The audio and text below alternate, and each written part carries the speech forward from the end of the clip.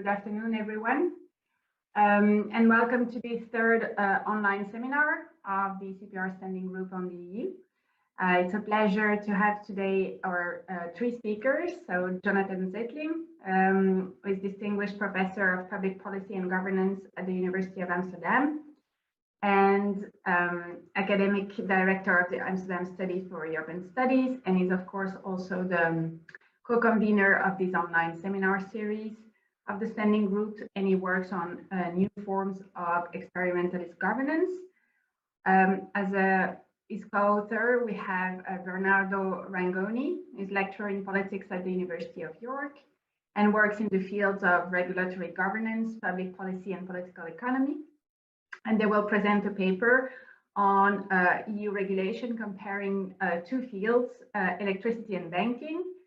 And their paper addresses a very intriguing question, namely how far and under what conditions experimentalist governance may be an effective and legitimate means of responding to the diversity among member states in the EU compared to uniform regulation and differentiated integration. And finally, we have Sandra Eckert, who will discuss their paper. She's currently a Marie Curie Co-Fund Fellow and Associate Professor at the Aarhus Institute of Advanced Studies and at the Goethe University. And she works on comparative public policy, European integration, and international political economy. So after this brief presentation, I'm very happy to give the floor to Jonathan and Bernardo for their presentation of about 30 to 40 minutes. Thanks very much, Nathalie. It's a pleasure to be here. It's really nice to see. I mean, each of these seminars we do, we have a different cast of characters, and it's nice to see friends and colleagues, not only from all over Europe, but also from North America, who were able to join us. Basically, my presentation or our presentation, excuse me, will be in four parts. First, I'm going to discuss alternative approaches to integrating diversity within the EU. Then I'll introduce you briefly to the comparative setup of our research that's reported in the paper. Then Bernardo will present the key findings of his research on electricity regulation, and I'll do the same for mine on banking, and then I will offer some brief conclusions about the relationship between uniform regulation, differentiated integration, and experimentalist governance within the EU. So it's no secret that European regulation has acquired, one might say, an increasingly negative reputation, at least within the EU itself. To some extent, that's due to the perceived technocratic character of EU rulemaking, its remoteness from ordinary citizens and national parliaments. It's partly due to the politically contested character of EU rules themselves, which can and often do involve value conflicts and distributive consequences, but it's also due in large measure to critiques of the misfit between the uniform one-size-fits-all character of regulation and the heterogeneity of preferences and conditions in an increasingly diverse union. Now, one of the main alternatives, perhaps the main alternative to uniform regulation within the EU is differentiated integration, or DI.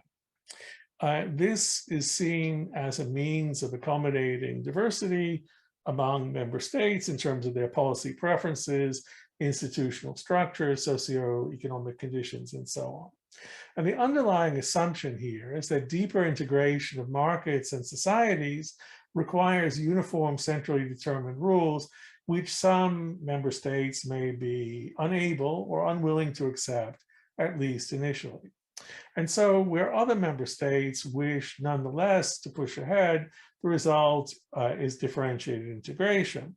Policies and rules that apply only to some member states, known in the jargon as internal DI, and also to some non-member states, external DI. Now, as research has shown, most forms of internal DI are temporary. We speak of multi-speed DI in that case, but others are more durable. We can call them multi-tier, and obviously the Euro area and Schengen are two prime examples. Now, I think it's worth reflecting on the scope conditions for this kind of enduring multi-tier DI. And broadly speaking, there are a number of these. First, of course, is heterogeneity of preferences among member states. And again, recent research has highlighted that this is especially important on constitutional or sovereignty issues that touch on core state powers. Also important is how salient and politicized the issue is, and that it should be asymmetrically so across member states. A second scope condition is interdependence. So obviously this needs to be sufficient to motivate further integration, but it also needs not to have externalities, external effects that are not so high as to preclude DI. And finally, I think it's important to emphasize modularity. So for DI to work on an enduring basis, the key policy choice has to be reducible to a binary in-out option. So we can say from this that enduring DI is most likely under conditions of heterogeneous preferences, high but asymmetrical politicization, moderate interdependence, and high modularity. Now, DI is not the only available approach to accommodating diversity within the EU. And recent research, including my own, has shown that in many core policy domains, EU governance isn't characterized by top-down imposition of rigid uniform regulations.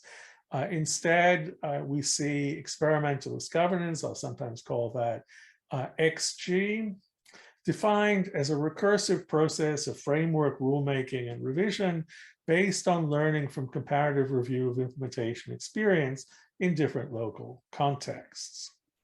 Now, this kind of governance typically involves a cycle of 4 functional steps organized as an iterative and scalable multi-level architecture. It's often further underpinned by what can be called penalty defaults, that is, mechanisms that induce reluctant parties to cooperate by threatening to impose sufficiently unattractive alternatives. In some cases, under conditions of high interdependence, concern for the integrity of integrated markets has led to the creation of a single set of harmonized but provisional rules, revisable through ongoing review of implementation experience. And just to, I will come back to this because this is very much what we find both in the cases of electricity and banking. So here is a diagram of the XG architecture. So it starts with EU institutions and member states jointly establishing framework goals, rules, and metrics, typically in consultation with civil society and business stakeholders. Then we have a measure of discretionary implementation by lower level units, let's say national ministries and regulators, in ways that are adapted to their local context.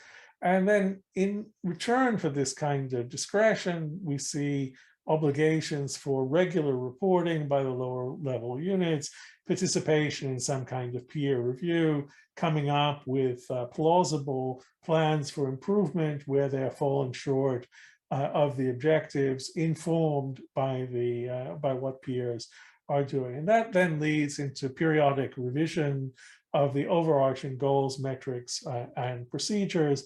And so we have a cycle, or ideally a spiral, of a regular and continuous improvement.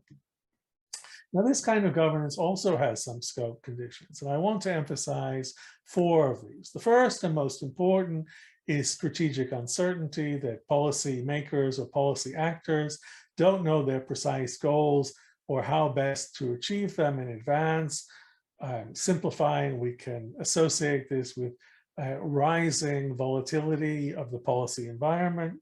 Secondly, second condition is a multipolar or polyarchic distribution of power in which no single actor is able to impose their preferred solution without taking account of the views of others. Now, I think for these purposes, for the purposes of this analysis, we can also emphasize two additional scope conditions, which are sometimes discussed in the literature. One is diversity, so the difficulty of identifying universal solutions and imposing and enforcing uniform rules under such conditions. And secondly, interdependence. So this must be sufficient to motivate a search for joint solution to common problems among the participating actors, but not so high as to preclude decentralized experimentation by local units.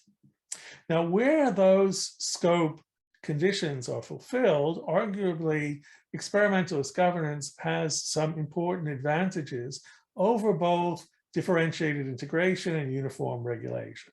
First of all, it accommodates diversity by adapting common goals and rules to varied local contexts rather than imposing one-size-fits-all solutions or dividing member states into groups of ins and outs. Secondly, it's a dynamic mechanism for coordinated learning through discipline, comparison, and different approaches to advancing the same general ends. And this, in turn, can be used to generate new policy solutions and regulatory frameworks, which can then be applied in contextually specific ways across the EU as a whole. Finally, it's corrigible by design so that problems identified in one phase of implementation can be corrected in the next iteration. Let me say something briefly about the research that we're going to present. This comes from a Horizon 2020 project called INDIVIU, Integrating Diversity in the European Union, that's just coming to an end. Our core research question, as Nathalie mentioned at the outset, is how far and under what conditions may experimentalist governance be an effective and legitimate means of responding to diversity of preferences and conditions among EU member states in comparison both to conventional uniform regulation and to differentiated integration. I should say that that's the research question for this paper and for the work package that Bernardo and I and colleagues have been working in, which is only one of the work packages of the INDIVIU project, much of which deals with mainstream differentiated integration. Now, we're going to present a comparative analysis of EU regulatory governance in two policy domains, that is electricity and banking.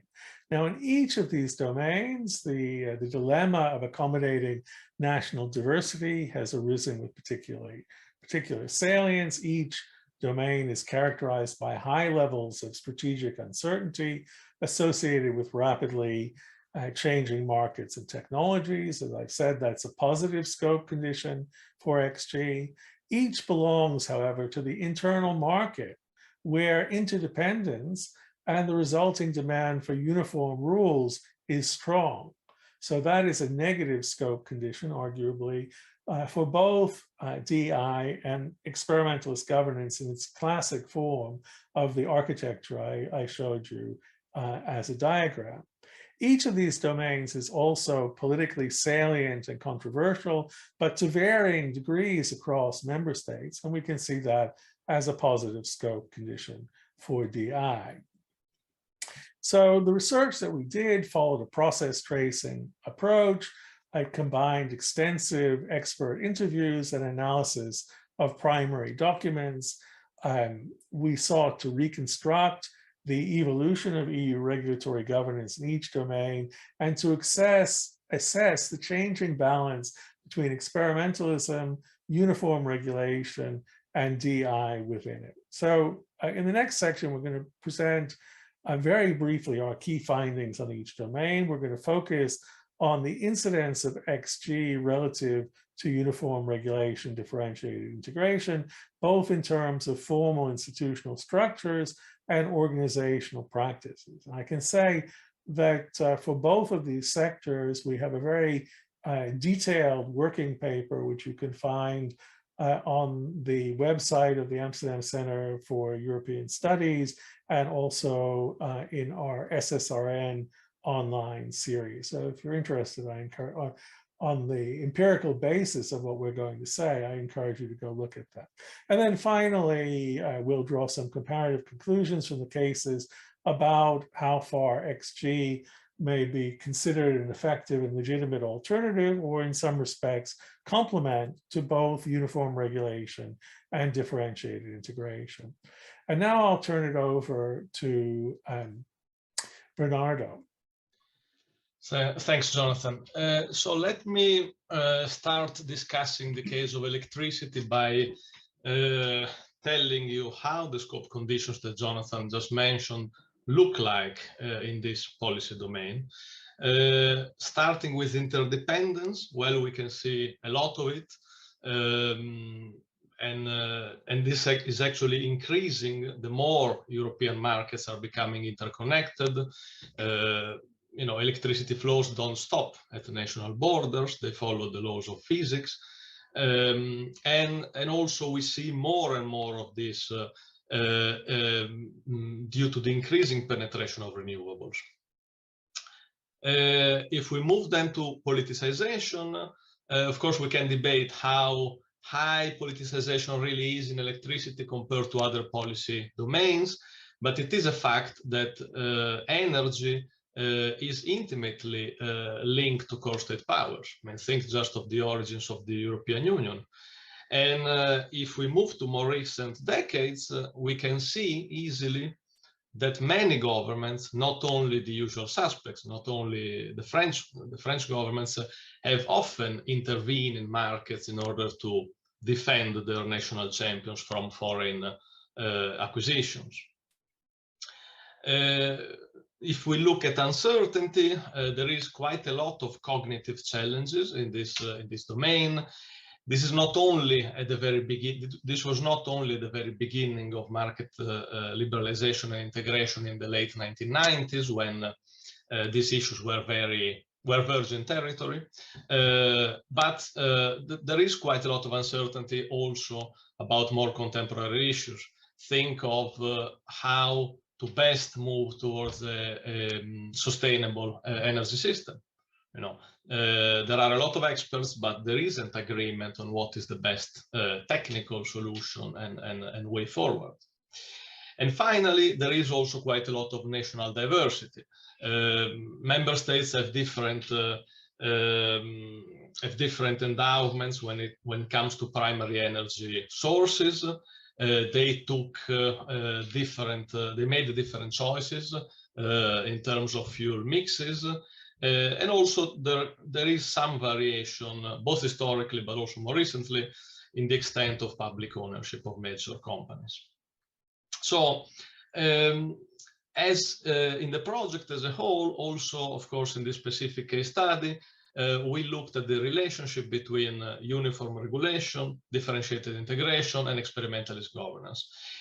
I broke down the electricity domain in 5 issue areas. The first 2, network access and network pricing, are really market issues, because these are network industries, just like railways or communication or water. So if you don't have access to naturally monopolistic networks and at a fair pricing, then you're not going to have competition.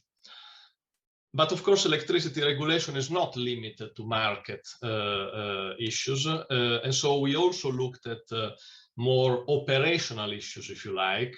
And this go by the name of regional security coordination. What this really means is the coordination between the management of national networks so that we can avoid blackouts. Then we also looked at a novel and major regulatory initiative, which is at the crossroads of financial and energy regulation, and it has to do with the detectance and deterrence of market abuse and insider trading. And finally, we broaden up our perspective to look at the new generation of rules, which are known as network codes and framework guidelines, which are really being produced to govern all cross-border electricity exchanges. If we move to the next slide, please. So this table gives you really a picture of what are our key findings in this domain. So, of course, on the first column, you have these 5 issue areas.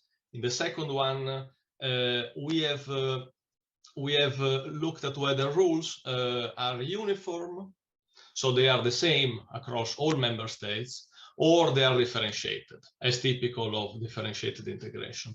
And what we find is that in all of our subcases, at any point in time, there has not been differentiated integration. So a rule has always been the same, applying in the same way to all member states. But if we look then at the following column, then we see that these uniform rules have also become increasingly detailed over time.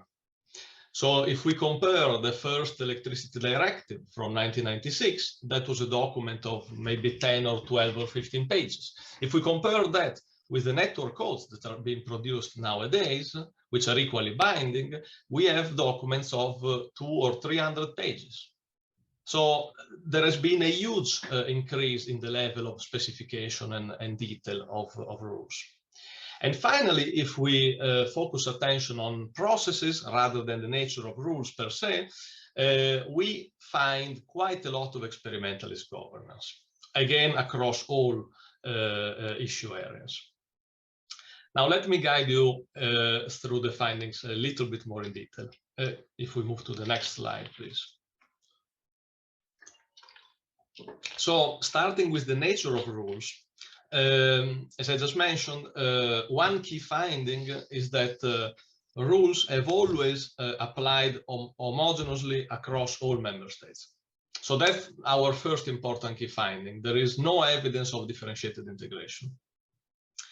And the second important key finding is that rules became progressively more detailed, but nevertheless, they always leave, either explicitly or implicitly, or both, some room for national discretion, for local discretion.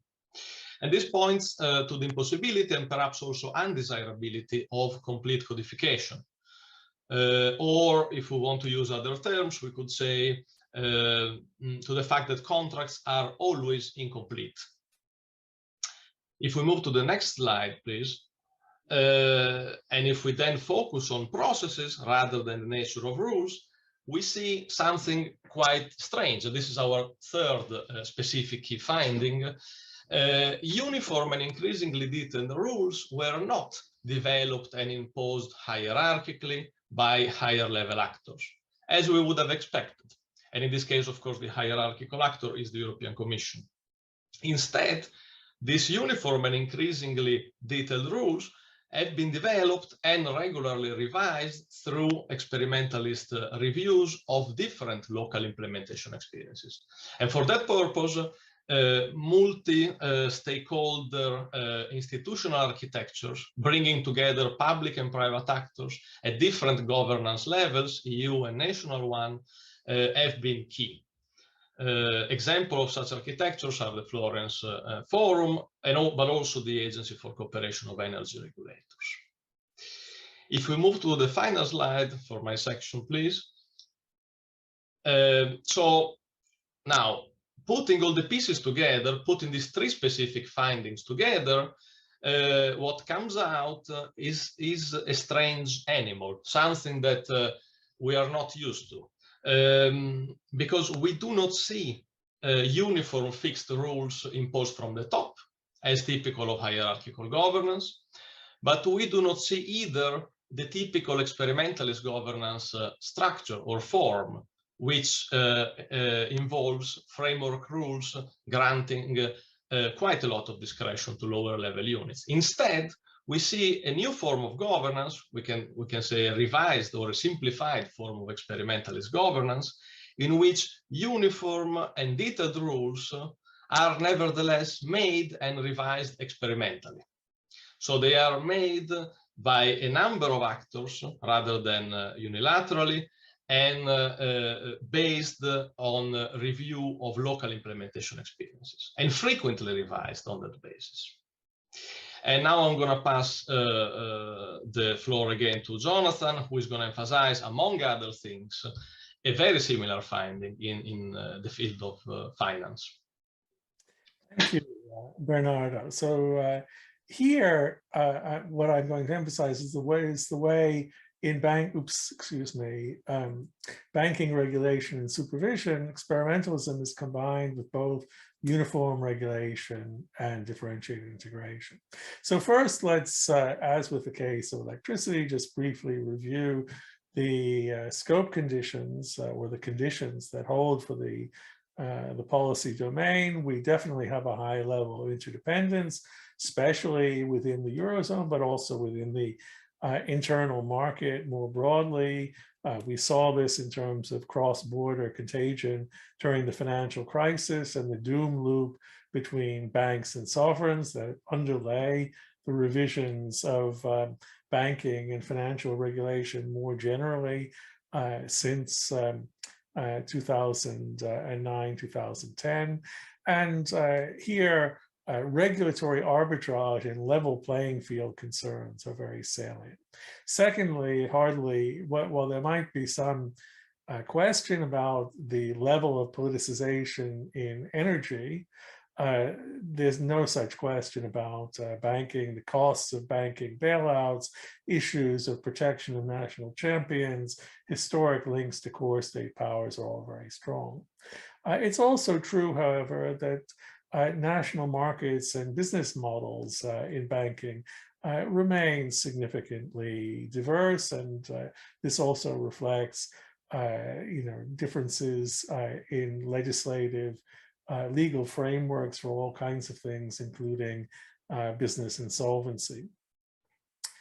This is a sector which is also clearly characterized by a high level of strategic uncertainty associated with rapidly changing markets, technologies, and business strategies. Indeed, the classic challenge for regulators has been to keep up with the changes that are happening in the regulated entities. So if we look at what has happened since the financial and euro crises, we have wound up with a system which could be called differentiated supervision nested within uniform regulation. So the biggest innovation has been the creation of a single supervisory mechanism, or the SSM, which is attached to the European Central Bank.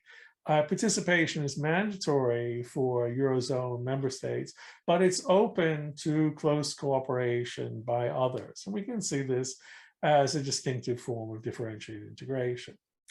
We also need, however, to take account of the European Banking Authority, the EBA, which remains responsible for the EU-wide banking regulation, which particularly since the financial crisis is now seen intended as a single rule book. And so its role includes advising the Commission on binding technical and regulatory standards under EU legislation and promulgating supervisory guidelines for the internal market. So in that sense, we have an element of uniform regulation at the EU-wide level. Now, I want to present briefly my findings on the SSM, which is what I focused on, in terms of three overlapping perspectives, three different ways of looking at the SSM. First of all, as a centralized hierarchy seeking to impose and enforce uniform rules, standards, and procedures across the banking union. Secondly, as a polyarchic network, seeking to orchestrate intensive cooperation between the ECB and national supervisors. And finally, as an experimentalist organization seeking to accommodate and learn from diversity by adapting common rules and procedures to the specificities of individual banks and revising these regularly through peer review of implementation experience. And I'll just take you very quickly through each of them. Each captures an aspect of the SSM, although I will argue that the third is the most encompassing one.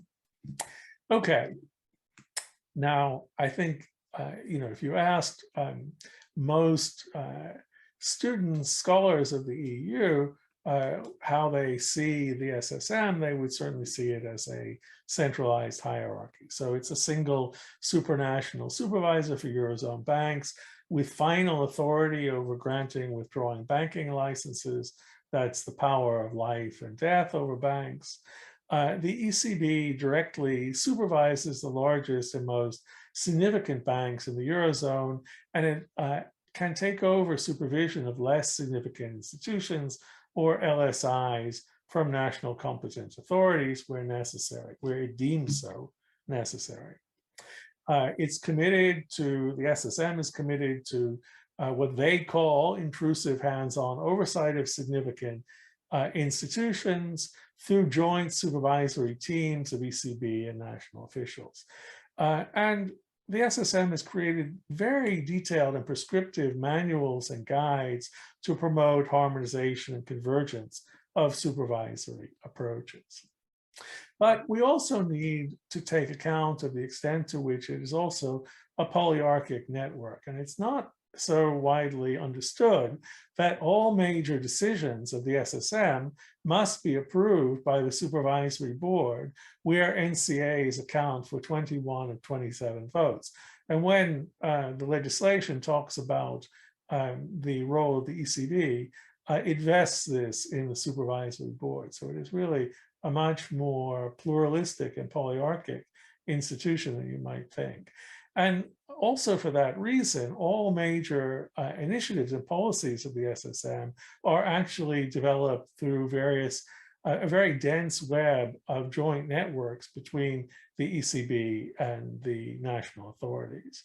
And finally, the national authorities retain an independent voice on EU banking regulation, so that is on the rulemaking process, through the EBA with double majority voting arrangements to safeguard the interests of Eurozone outs. Finally, I want to emphasize the extent to which the SSM can be understood as an experimentalist organization. So if we look at the design of its supervisory model, this was the outcome of joint deliberation and very explicit comparison of national practices by mixed ECB and NCA teams. Its rules, practices, and methodologies are developed and regularly revised through ongoing peer review, again, by mixed groups of European and national officials.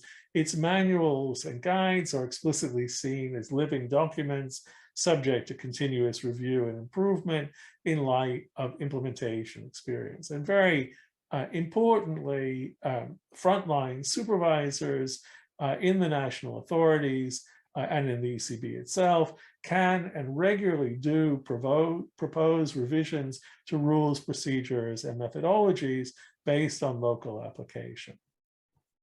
So like EU electricity regulation, the SSM and indeed also the EBA clearly diverges from the classic experimentalist architecture in important respects.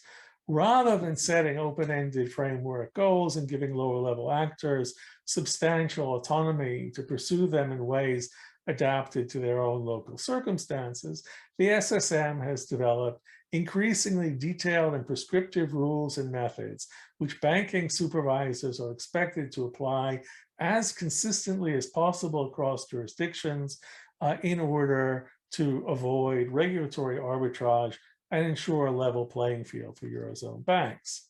So that looks like uniform regulation.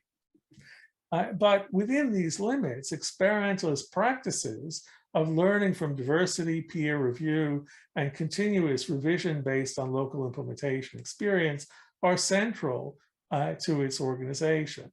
And this is not just an emergent phenomenon, rather the adoption of such practices flows directly from the SSM's deliberate efforts to adapt its rules, methods, and procedures to banks' diverse business models on the one hand, so the condition of diversity, and constantly to update them in response to rapidly changing markets and technologies on the other, so their strategic uncertainty. Okay, let me conclude very quickly.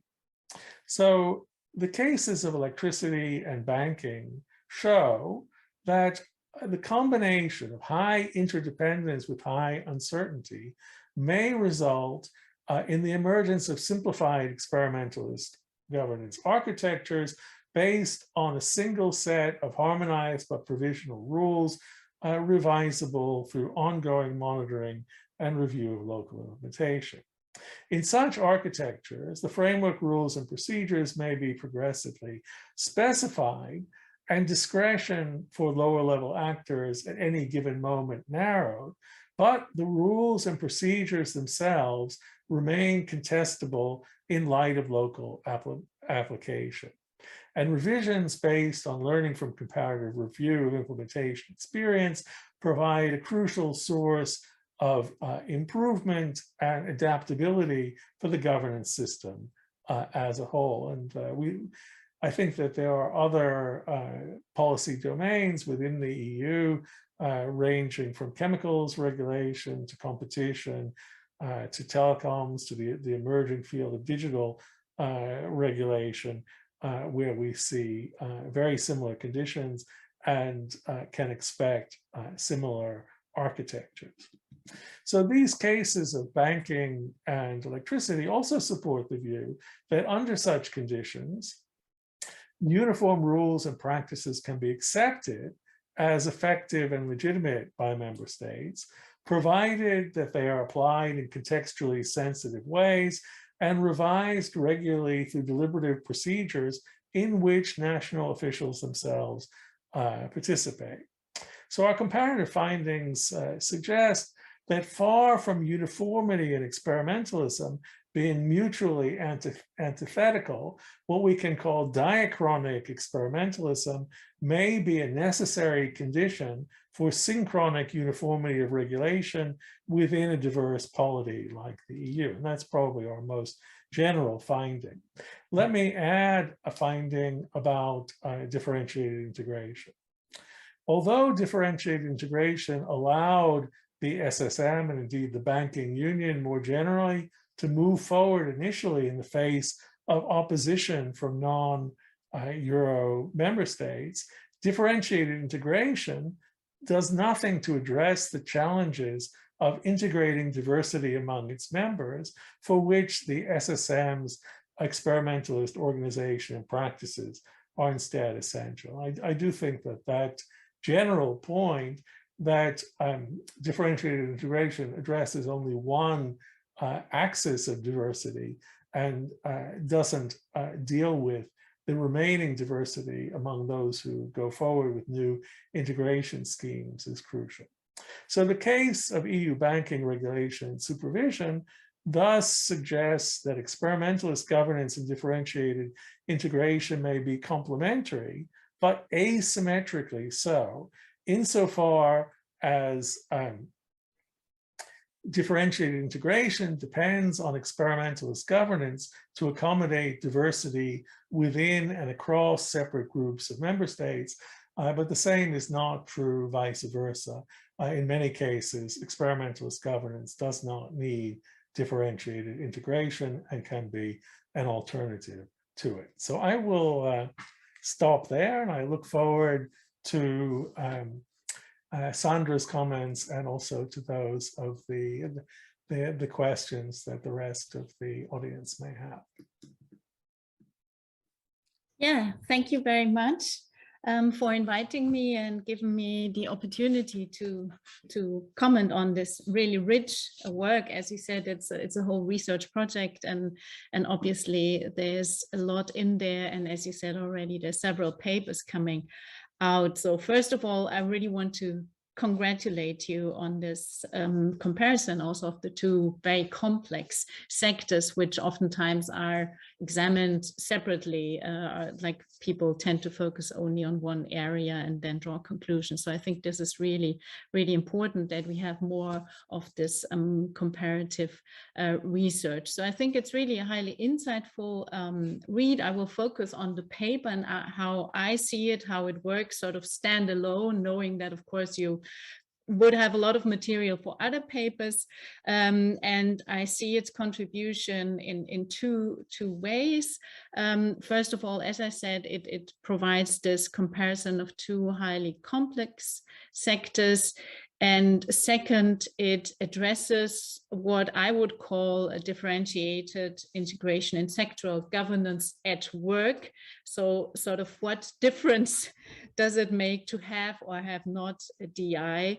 And I think, of course, the comparison of these two areas of market integration, banking, where we have this differentiated integration, and electricity, where we don't have it as a sort of counterfactual, is really, really insightful in that regards. So this is sort of the praise part, and now I will of course move on to some suggestions, questions, and maybe also some critical points to make a wise use of my time. I think I still have sort of 8 minutes. On the conceptual framework and the conceptual discussion, I think it's very well developed, it's very rich, but I'm left with one key issue, and that is sort of the status of these three alternatives as you frame it: differentiated integration, or DI, XG, experimentalist governance, and uniform regulation, UR. So I'm wondering, are these really alternatives? Sort of to challenge this claim, is experimentalist governance not rather sort of looking at how integration is working, and it might be differentiated or might not be differentiated? And I found the table and the electricity part insightful in that respect, because if you look at table 1, there's a differentiation, well, I use the term differentiation now, or there's a distinction between differentiated integration, which concerns the type of rules, are they uniform, yes or no, and experimentalist governance concerns rule-making process. So one could argue these are analytically distinct categories, and the question would rather be how the presence of differentiation then affects governance, be it experimentalist or some other way of governance. The other thing, the relationship between XG and uniform regulation, I was wondering a bit, is uniform regulation not sort of a stylized category? I mean, we know it's of long standing in the single market integration discussion. Harmonization is a different concept for sure, but we know that we've moved away from this idea to have like harmonization or uniform standards in many areas, and to allow for some degree of divergence. So I was wondering, is this really an alternative? I mean, it surely is analytically speaking, but empirically, well, probably not very relevant what you find in your research. Now, let me move on to the research question. There, I was wondering whether you really have one single research question or whether there are several. On page 6, which is also headed by cases and methods, maybe the research question should move up front. The question reads, or you say that you compare the capacity of experimentalist governance versus differentiated integration to accommodate diversity. So again, it's this alternative question. You do not focus that much on uniform regulation for obvious reasons. Then on page 9, I was wondering, because it's stated there, you examine the relationship between these three, which would rather suggest they're complementary and not necessarily alternatives. And then on page 17, the research question that occurred to me was rather how to reconcile uniformity and diversity inside the SSM. So maybe these are variations of one overarching question, but it's not always sort of entirely clear what the main focus is. Then I have a few comments about research design. Maybe I also skip some of them, and we can also exchange, of course, bilaterally to allow for time also in the Q&A section.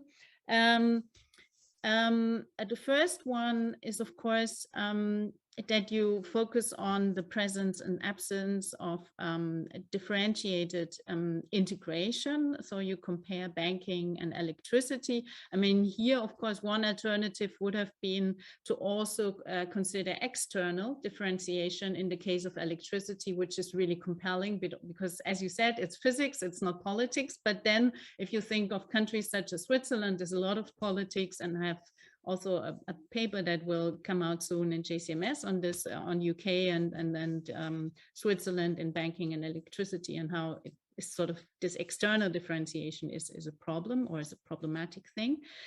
So that would have been, and then when you elaborate on the scope conditions on page 3 for both differentiated integration and experimentalist governance, I was expecting this is guiding the case selection, but it seems it's very complex how these scope conditions apply. And another thing in terms of the research design, which I found sort of a bit difficult to understand, is why in one sector you have this division between 5 substantial areas, so 5 sort of sub-cases, one could argue, whereas in the SSM case, you focus just on the governance, so to speak. And then also in looking at these sub-cases in electricity, there's almost no variation on the 3 dimensions. So the question here is, of course, a bit, is this to reinforce the overall argument, or is it, what's the purpose of these sub-cases? And of course, it also means that the sort of the case discussion is very different. Like, of course, Bernardo, you have these very different fields of regulation where you do an excellent job in explaining them, because you could spend like a whole book on each of them. And then Jonathan focuses on the SSM and elaborates much more on the institutions, on the role of the ECB. So it's a bit different type of case study, really. And I was wondering why you opted for such different sort of case designs within your comparison.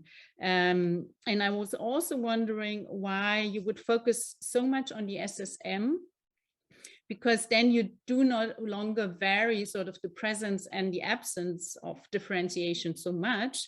One could also have been looking more at how this is bridged under the single rule book. So how sort of the SSM and the EBA sort of interact, and how sort of this experimentalism at work helps to overcome maybe some, you know, difficulties in having similar approaches, or maybe then this differentiation is not even that important substantively in a way in the process. So I think that would have made even a stronger argument if you could have shown that the regulatory process is not that different inside and outside the EBU.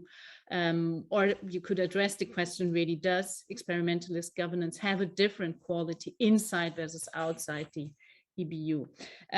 So I think that is really regarding the sort of the case study, which is a bit different for each of the sectors. Then, of course, for the findings, I have a few points, but I can also send them to you bilaterally, that you could maybe briefly talk about alternative explanations, such as interest power struggles involved. Like we know in electricity, it sounds as if there's a lot of learning and sort of optimal solutions brought sort of bottom up by all these stakeholders, but we also know there's still a few issues like price zones also, where there's politics involved and a lot of sort of opposition from the national level. And the same, of course, in banking. As you say, we have very different business models and also some resistance, of course, from corporate. That is my watch. Sorry for that. So I have spent my 10 minutes already, it seems. Yeah, I think so. And then one last point on the conclusion, but I'm happy to forward, of course, my comments to you in written form.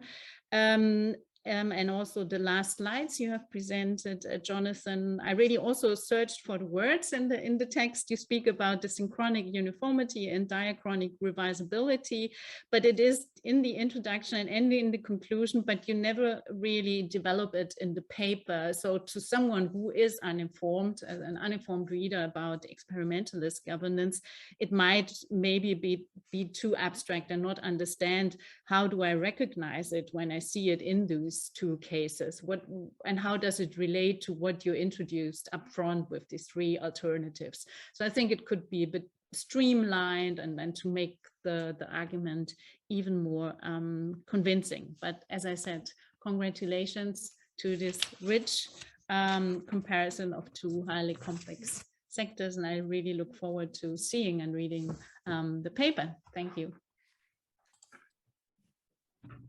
Thank you very much, Sandra, and thank you very much for your discipline with having your own watch. So I don't have anything to do or to say.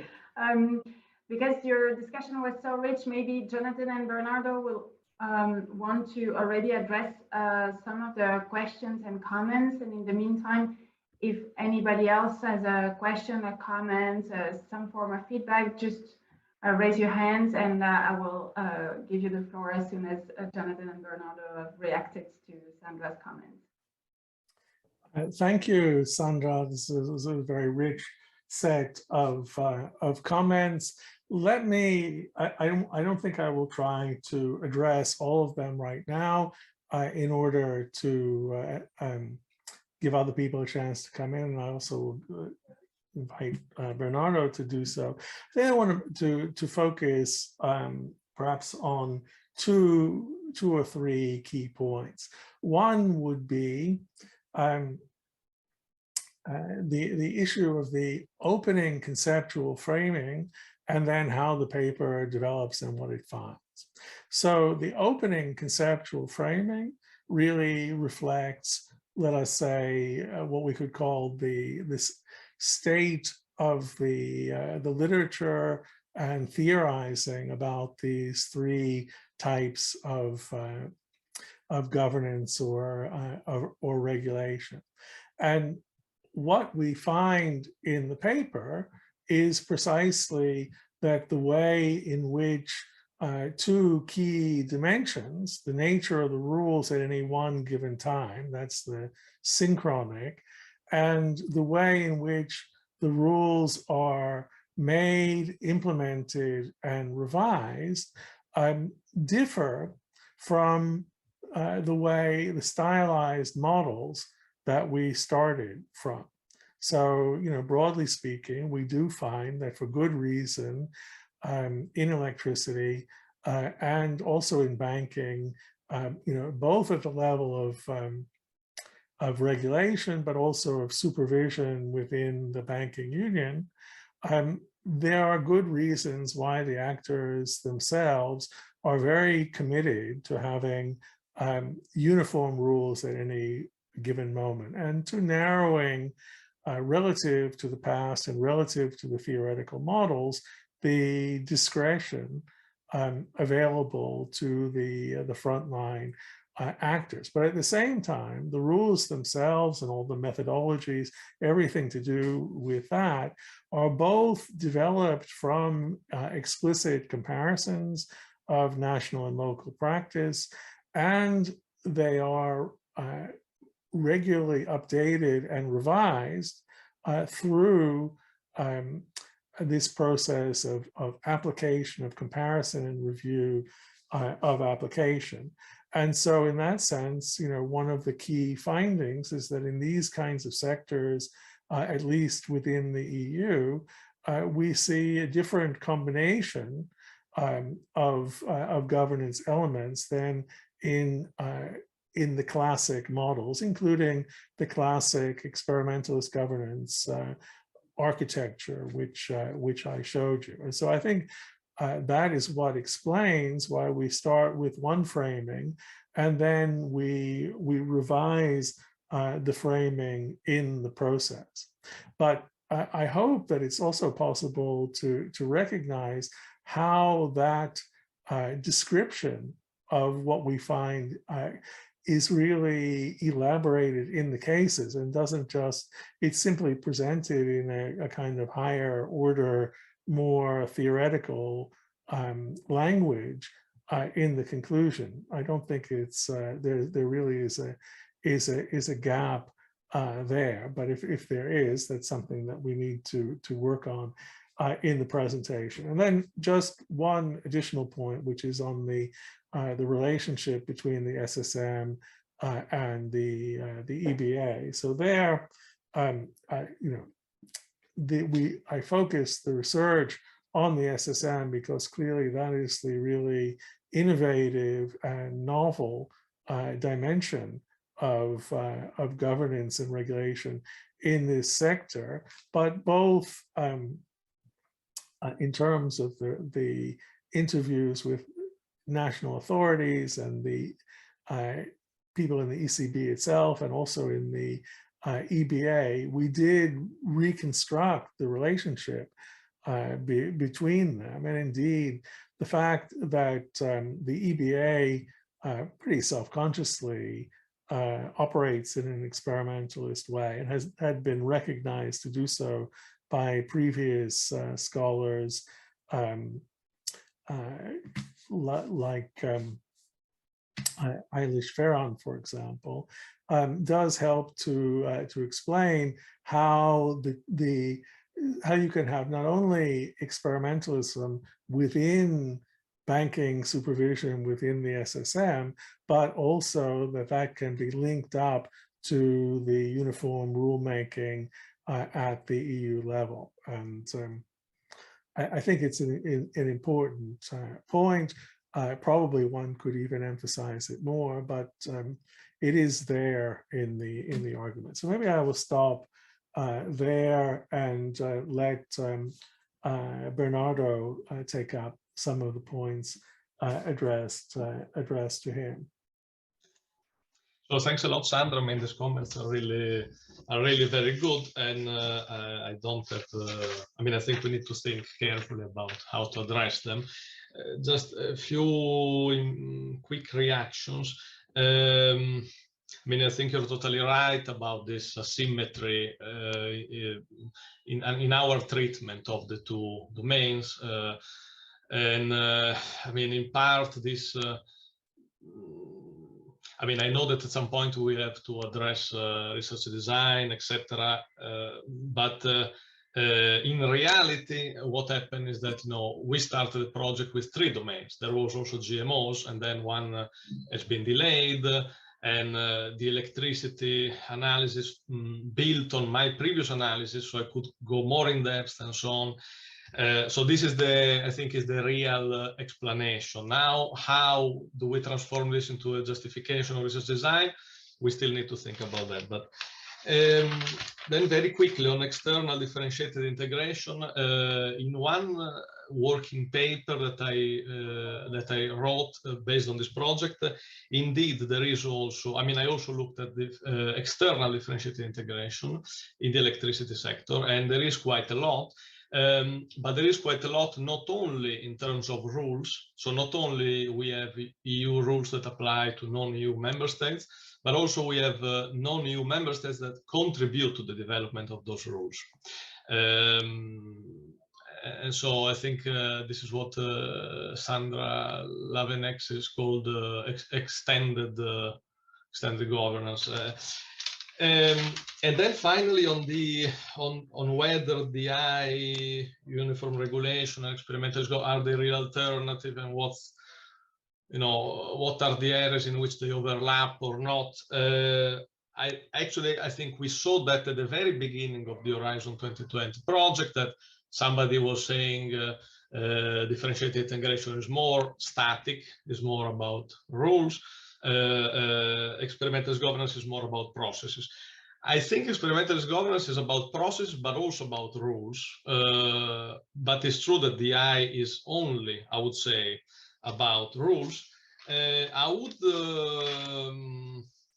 I'm not very convinced that uniform regulation doesn't exist or is a straw man and so on, because I think this is the kind of comment you get when you engage with hierarchical governance, then you don't find it, and then somebody tells you, but it doesn't really exist. But you know, if we relax a bit, let's say the ideotypical form, then we can have examples where some key actor, higher level actors, developed less inclusively some rules and imposed them on other recalcitrant actors. This is what I found in gas, for example, in network access.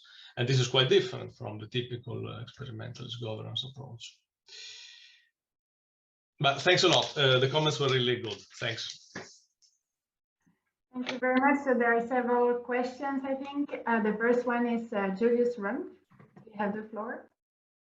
Yes, thank you very much. I'm Julius Rumpf from the University of Oslo. And before I start, many thanks for this very interesting presentation. I'm very much looking forward to the paper, since I'm also doing quite a bit of research on the electricity market. And so my comments will naturally be more directed to Mr. Bernardo Rangoni. And just a disclaimer, I'm a lawyer, so I might be the odd one out here today. And my question would be that you included the network codes and guidelines in your analysis, but you did not include the terms, conditions, and methodologies. And this surprised me because in my perception, these could really reinforce some of your arguments. It's my impression, especially as far as experimentalist governance is concerned. Here, I'm sorry if I don't have a theoretical depth here because I come from a different field, but I think if you just look at the network codes and guidelines, especially the guidelines that basically empty shells without the TCMs. And then also, I was a bit surprised when you stated that you didn't consider the electricity sector to be differentiated integration, because in my perception, it's especially these terms, conditions, and methodologies that allow for regional or even national solutions and give quite a bit of discretion. And if we take it one step further from a legal perspective, if you look at discretion and how to measure it, a lawyer would always look at the legal recourse, at the possibilities to take things to court. And especially there with the terms, conditions, and methodologies, you have quite a bit of discretion by the lower level actors all the way down to the national actors. And finally, just a short comment. This was already raised in the comment by Mrs. Eckert. It's not a big point, but I think that electricity is actually quite a politicized subject. Not only the price zones, but for example, here in Norway, the level of interconnection to the European neighbors, it's highly political. The power prices, the high power prices, it's a highly political subject. The energy transition, using coal in Poland, it's a very political subject. So yes, perhaps you have some comments on that. Thank you very much. Jonathan, Bernardo, would you prefer to take two rounds of questions, or do you prefer to answer one by one? I mean, maybe we should collect some questions. Okay, Antoinetta. Yes, I apologize. I'm not familiar so much with the debate on differentiated integration. So my question is a little bit similar to Sandra's comments, but it's really mostly for clarification. So if I look at the way that EU legislation get updated under, shall we say, normal circumstances, under whatever community method regulation that you like, let me take cultural heritage, which I looked at last. There is also iterative adjustment, implementation reports, national practices, and regular updates. So I just would like to ask you to clarify further, what is the difference theoretically, but maybe also empirically, between experimentalism and almost any framework regulation in the EU that takes regular updates? And also, if you look at council working groups, there's constant comparison of national practices, just really for my understanding. Okay, so thanks, Julius, for the comments. Basically, I agree with all of them. I think we both me and Jonathan, agree with all of them. We didn't look at the terms and conditions in the presentation just because actually I had a number of illustrations and Jonathan told me we don't have time for that, so take them away. But if you look at the paper that Jonathan mentioned, you'll find some reference to terms and conditions. And we agree with you that this is so maybe for the non-energy specialists, these terms and conditions are the yet new generation of rules that is being produced, and it's even more detailed than the network codes. Okay, now I think that, as you suggested, they reinforce experimentalist findings, but you know, this local discretion and differentiated integration are not necessarily the same thing. Okay, so local discretion is perfectly consistent with experimentalist governance. Okay, now what we didn't find are evidence of differentiated integration, meaning you have a certain rule that applies to, I don't know, Germany and France, but not to others. Okay, that's a different thing than having a relatively broad rule that allows you know, different ways underneath it. Okay, and I mean, we are also very happy to hear that you consider electricity politicized. I mean, I made that comment that some may disagree and so on, because I know that the differentiated integration scholars would say, of course, you don't find differentiated integration because it's not very politicized. So this is why I said we can debate about this and so on. But it's good to hear that others think otherwise. Thanks. So let me respond to Antoinetta, which in a way, you know, I'm also in agreement. That is to say that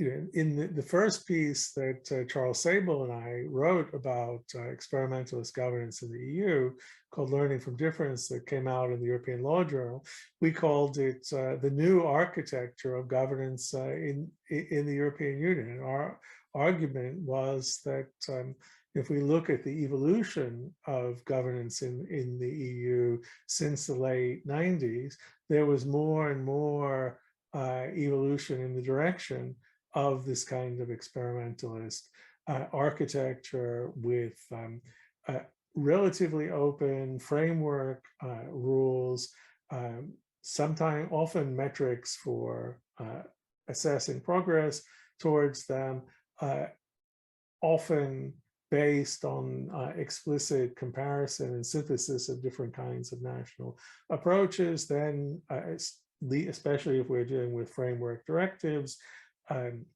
leaving a substantial degree of discretion to the national actors about implementation, but typically having some form of ongoing monitoring and review leading to periodic revision. Now, I would say that distinctive of experimentalist governance is the intensity and the explicitness of the monitoring and review, so that there are, you know, EU policy domains where that is looser. What we're doing in this work is even going a step further and trying to show that actually, even in all these areas of the internal market where there has been a very much a tightening up of the rules at any one time, that they become more detailed and that they leave less space for discretion for national actors. Not no space, as Bernardo just pointed out, but less space.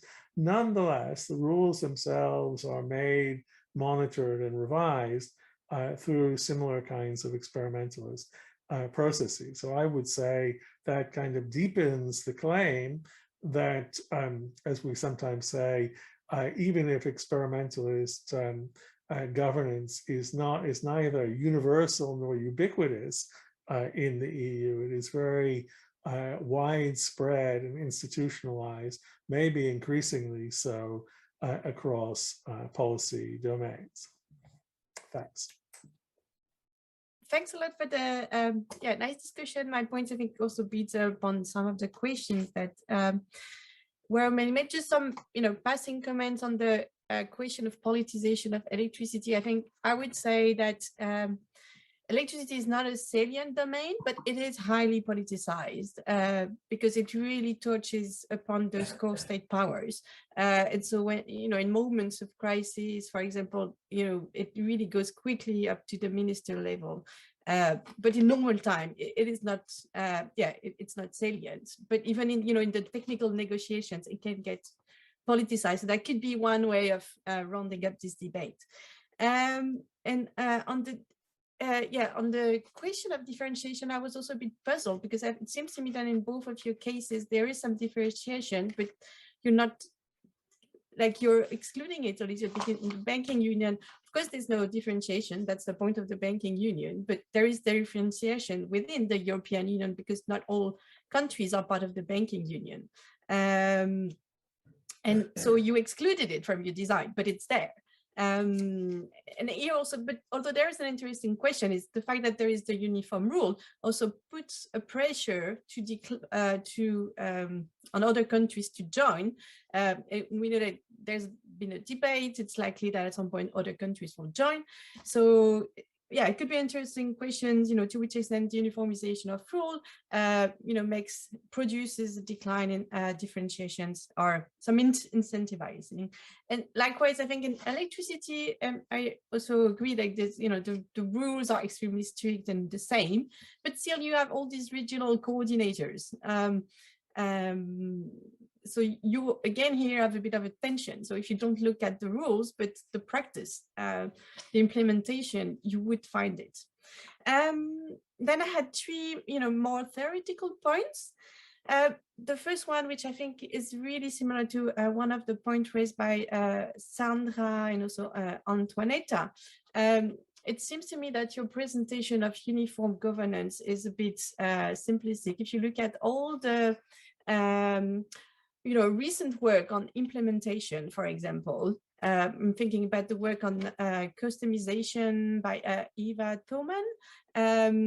You find, all these, things you're talking about, the interactions, ways of customizing, adapting the policy and so forth.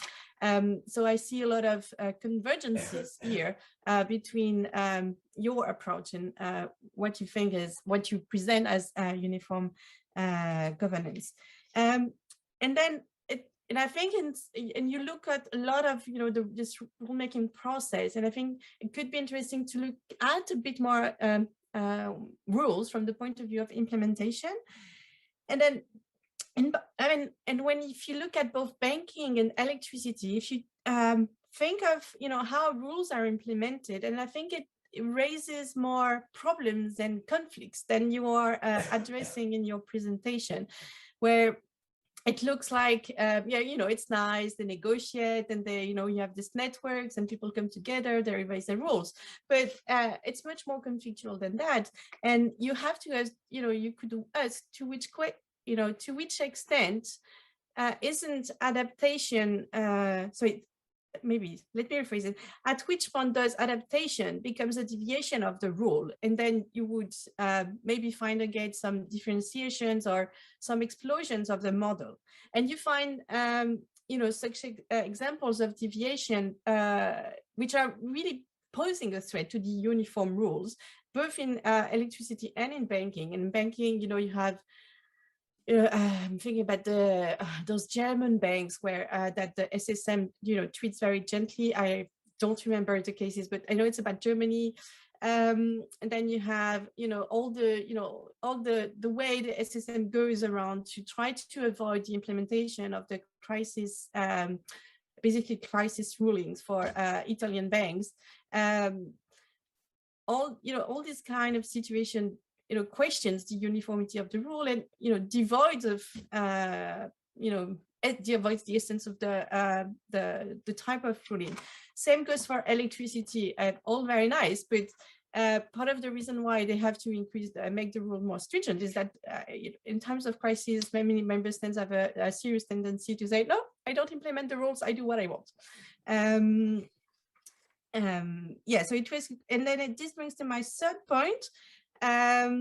I'm wondering about the extent to which this, this experimentalist governance doesn't reveal the extent to which these organizations, the SSM and the where electricity is regulated, doesn't reveal their lack of power and legitimacy to some extent.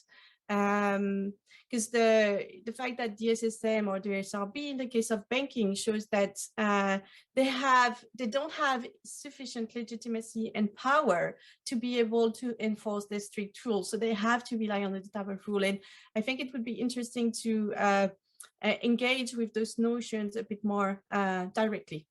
Thank you so much again for this wonderful presentation, and I think really great comparison. Thank you. So now we have Elliot Posner. Thank you. First, congratulations to the both of you for this excellent comparison. I look forward to reading the paper. And I just wanted to, before I get to my question, I just wanted to say that if this could be a breakthrough, I've been following experimentalism for time, and I like this distinction, the fact that you followed your evidence and came up with this diachronic versus synchronic distinction. I've been looking mostly at the banking. I know the banking sector more than electricity. Seems to me that you are moving towards an ability to answer the outstanding question of, can there be legal certainty? Can you stop regulatory arbitrage in banking in the EU with so much experimentalist processes as part of the way rules and supervision are done? Now, my question is really about the penalty defaults. It's another area of experimentalism that I've long paid attention to, because I come from international relations. And for me, I always, when I think of the politics of banking in the EU, I think of power bargaining. And I know that your slide, and you mentioned that experimentalism is underpinned by penalty defaults, but I'm wondering where that is in your thinking these days, and how it comes up in electricity, as well as banking.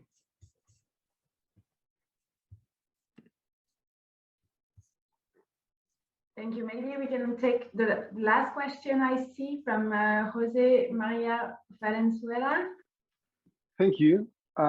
It's been a really fantastic presentation, but I have a couple of specific questions regarding the notion of polyarchy as you described these networks, because I would like to.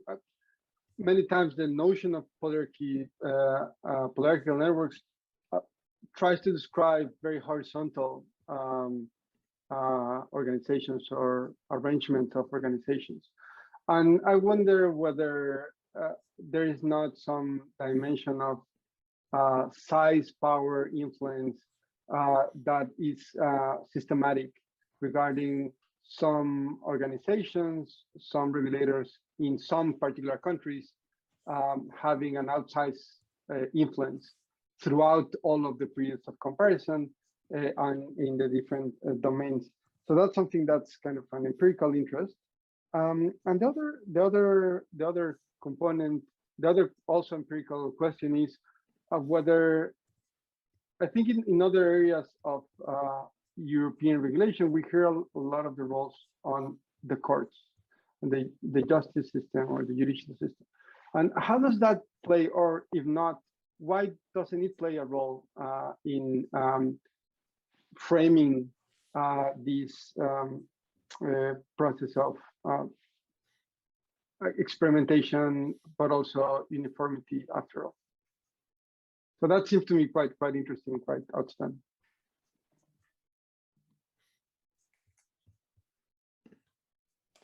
Okay, Bernardo, do you want to start first with the questions that have been addressed to you, and then I'll pick up a few of them?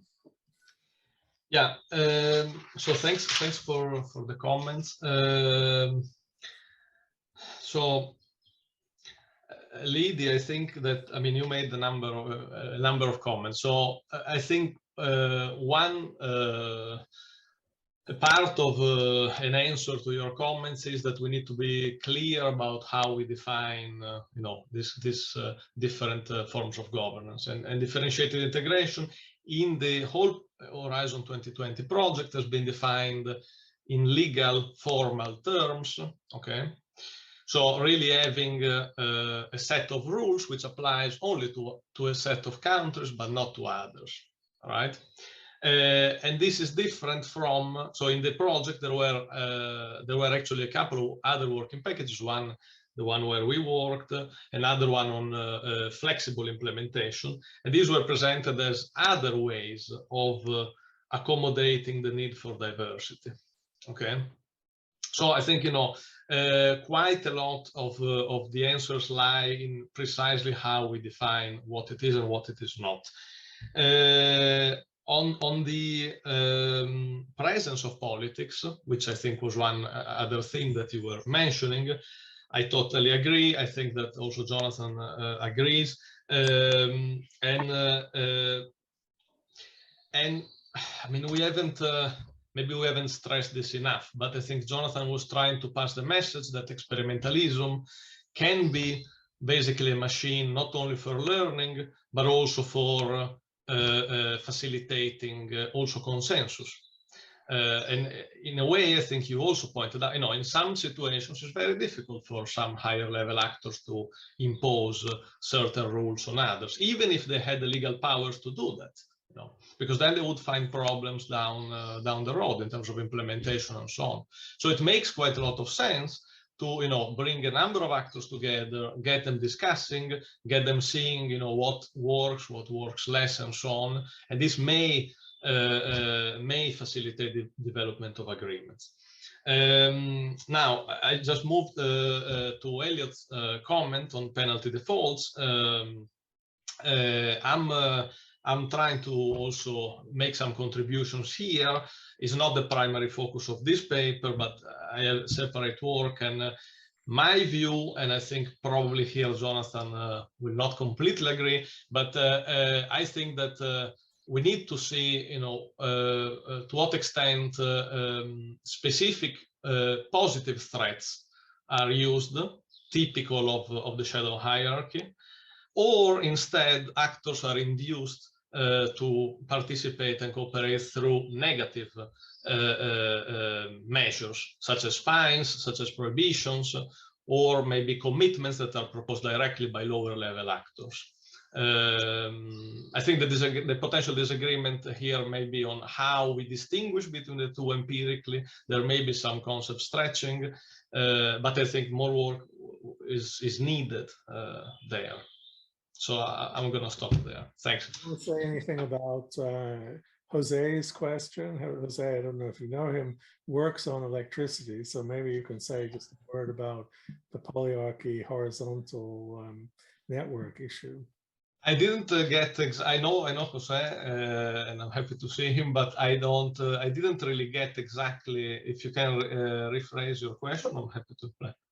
Yes, so the idea is that the concept of polyarchy describes, tends to describe nodes or entities with similar levels of power or capacity to influence. That's kind of the idea.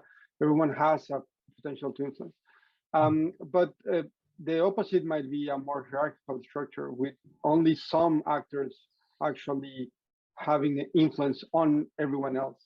So I wonder whether this is truly a horizontal polyarchical structure of influence, or whether there's some hierarchy where some actors in some of the most advanced countries, that might be the biggest countries or might be small, middle-sized countries, have an outsized influence on the rest. Okay, thanks. Now I got it. I mean, again, in some work that I'm doing right now, I'm trying to distinguish. Basically, I argue that polyarchic distributions of power can be understood in legal terms, but also in de facto terms. Okay, So it might be that we have a distribution of powers that doesn't give, that is not centralized, legally speaking. But of course, this doesn't exclude that some actors will have much more influence than others. You know, so I guess it depends, you know, on how you conceptualize power. And power, I think, can be conceptualized both legally but also in de facto terms, which have much more to do with political support, coalitions, etc. Thanks. Okay, thank you. Let me come in quickly. In responding to Lydie, let me make 3 points, 2 of which reiterate points that Bernardo made. We have to distinguish between differentiation and differentiated integration. Differentiated integration, in the strict sense, is a regime in which some member states participate and others don't. In that respect, of course, as I said, the banking union is a form of differentiated integration. What is interesting about it, among other things, is that the rulemaking at the EU level is not differentiated. So it is a form, the supervision is a form of differentiated integration, which is nested within EU-wide rulemaking. Secondly, you know, I completely agree both with the point which, in a way, Antoinetta raised, that within EU regulation adopted through the community method, there are often options available to member states to do things differently. Those are, it's not differentiated integration because it's a common framework that gives different national options and discretions. And also the broader point that when we go down to the front line of implementation, it is never possible nor desirable to implement rules in a fully uniform way. They always have to be contextually adapted. But the difference with experimentalism is the very explicit monitoring and deliberation about the issues that arise when you try to adapt general rules to specific local cases, and the use of that experience and knowledge through comparisons to revise the rules themselves. So in that sense, it goes beyond flexible implementation, and it goes beyond street level bureaucracy. Within the SSM, I don't think I would agree with the arguments about legitimacy or lack of power, or treating, for example, German banks softly. The SSM is in the midst of a very tough conflict with Deutsche Bank about various aspects of its business models and practices. You could hardly pick a more, you know, high-profile actor to challenge. I would say, though, that the situation of the single resolution board is a quite different one, and it's very clear that banking union in the resolution field as well as in deposit insurance is incomplete and fragmented. We've talked about that in the past, and I would not see that as a case of experimentalism. For Elliot's question, I don't know whether, I think I would distinguish between the issue of can the regulators keep pace with the regulated entities, which has been very big in finance. That's been the, you know, $1 billion question. I think the SSM is closer to being able to do that probably than any financial regulator in the world. Also in the past, in terms of penalty defaults, it has, you know, really a lot of arrows in its quiver. I mean, the main thing is to, in fact, is where the analysis becomes important, to distinguish it between classic hierarchical enforcement, but they can close down a bank, they can order banks to redo their processes, they can challenge the appointment of bank directors. I mean, they have really a lot of power, and they use it in a process-oriented way, which engages with Bernardo's point. That is that the banks are expected to have robust processes on a whole series of different dimensions. And when they are challenged, it is to force them to develop those processes better. For example, to justify their internal models, which the SSM is able to review. As regards power bargaining, what is interesting, I think we see that more of that still at the EBA level, or actually not quite the EBA level, but the level of new legislation. So the question of how and in what way the latest Basel Accord should be taken over into the revised capital requirements directive. There you still have arguments being put forward by France and Germany that there should be various kinds of carve-outs, and there you still see power politics ongoing at the EU level. Finally, for Jose Maria, I would elaborate a little bit on Bernardo's point, which is that we define polyarchy as the absence of hegemony. So no single actor, or we might even say group of actors, can impose their preferences on others without taking into account their views. There certainly are inequalities among the national competent authorities and between them and the ECB, but it's still very striking. The voting arrangements in the supervisory board that I mentioned, within the joint supervisory teams, the national officials who participate are employed by their national authorities and not by the ECB. So it's very difficult to give them direct orders. And then if we analyze these networks, we see that often key committees or working groups are chaired by officials from the national authorities, so they really have a voice. Of course, there are differences between very small authorities which lack the human and organizational capacities to participate on an equal footing. If you talk to, we interviewed the Slovenians, and they said, well, there aren't very many of us, and we have these opportunities to participate. We don't always have the people we can put into the network. So I mean, that is a fair comment, but I don't think that it undercuts the claim that the system as a whole, in the way it works, as well as the way it's designed on paper, can be understood polyarchically.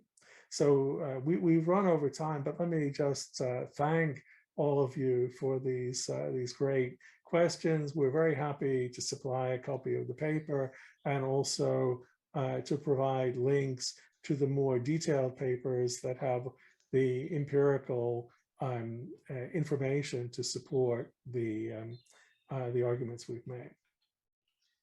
Thanks indeed to everybody, and to Sandra in particular for the very good comments.